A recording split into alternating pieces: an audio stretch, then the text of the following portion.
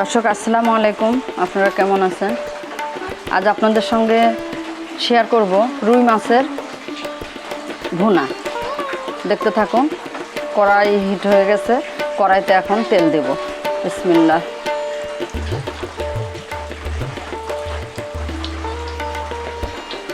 দর্শক, রুই মাছটা আধা ঘন্টা আগে ম্যারিনেট করে রেখেছিলাম, এখন ভেজে নেব।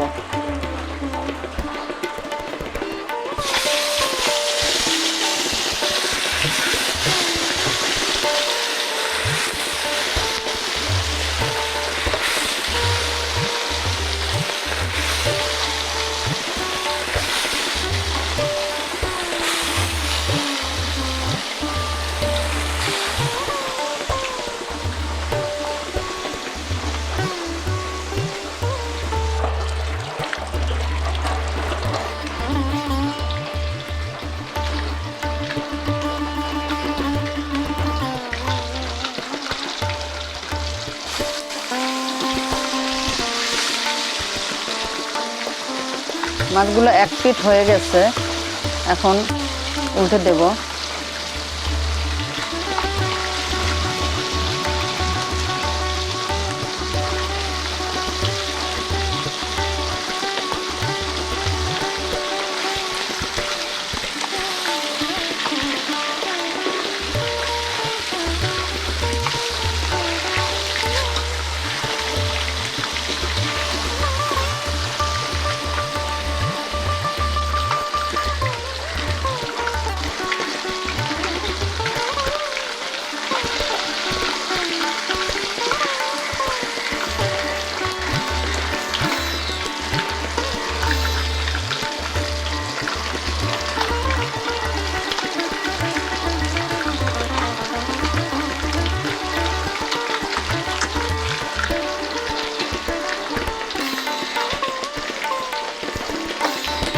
এগুলি রুই মাছটা সুন্দর করে একটু ভেজে নেব, নিয়ে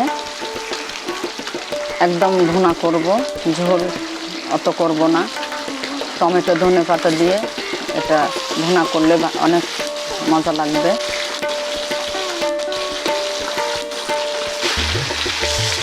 ভুনা করার মতো ভাজা হয়ে গেছে। ভুনা করব তো আবার তো রান্না হবে, যার জন্য একদম পোড়া পোড়া করে ভাজবো না। ভুনা করতে যেটুকু ভাজা দরকার এখন উঠিয়ে নিব একটা একটা করে।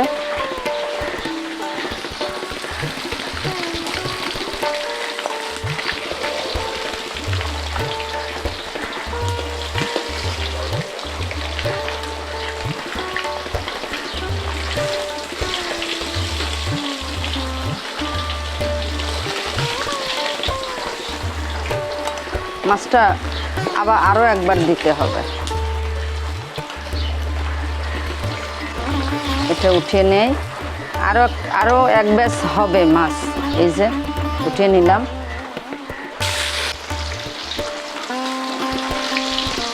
উঠিয়ে দেই।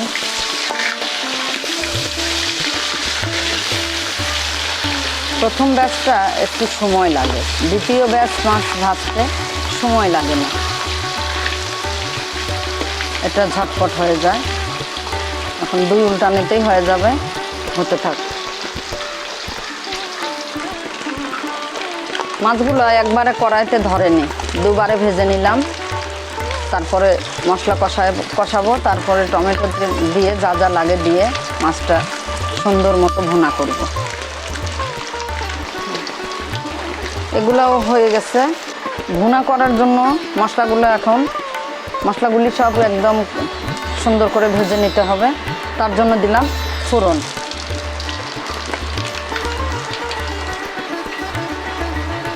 এরপরে দিচ্ছি পেঁয়াজটা একটু নাড়াচাড়া করে নেব।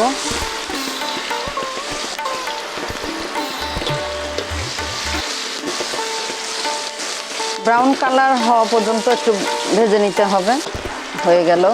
এখন এর মধ্যে দিব যা যা মশলা দেব। এটা এখন দিলাম কাঁচামরিচ বাটা, এই কাঁচামরিচ বাটা। এরপর দিলাম পেঁয়াজ বাটা, রসুন জিরে বাটা, এখন দিয়ে দিচ্ছি শুকনো মরিচ বাটা, স্বাদ মতো লবণ,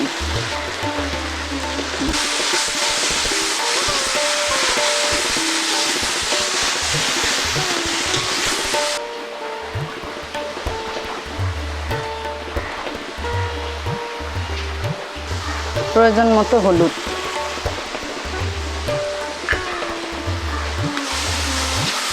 এখন দিব মশলাটা কষানোর জন্য একটু পাটা ধোয়া পানি।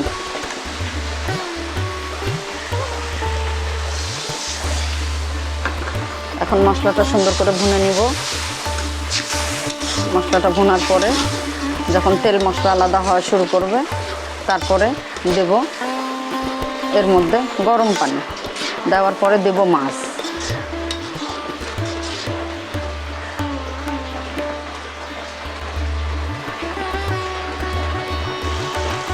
মশলা কষানো শেষ, এখন দিচ্ছি টমেটো। টমেটোটা দিয়ে দিলাম। এখন একে একে মাছগুলো দিব।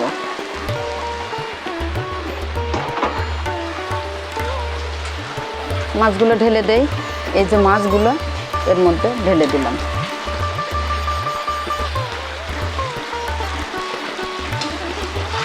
আলতো হাতে একটু নেড়ে দেই। রুই মাছের ভুনা রান্না অনেক সহজ, শুধু সাহস করে করতে হবে। যারা জানেন তারা তো করেন, যারা জানেন না তাদের উদ্দেশ্যে বললাম কথাটা, কিছু মনে করবেন না। এখন দেব গরম পানি, ফোটানো পানি। ঠান্ডা পানি দেওয়া যাবে না, ঠান্ডা পানি দিলে তরকারি স্বাদ নষ্ট হয়ে যায়।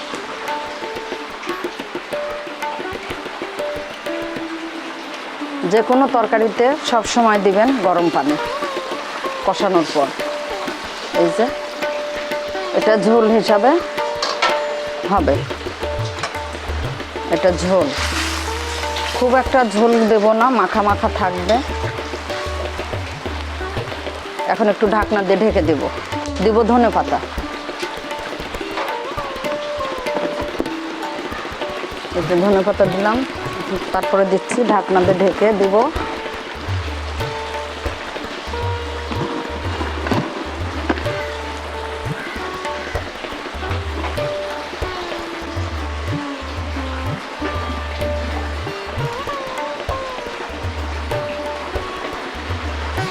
মাশাআল্লাহ, এই যে রান্নাটা প্রায় শেষ।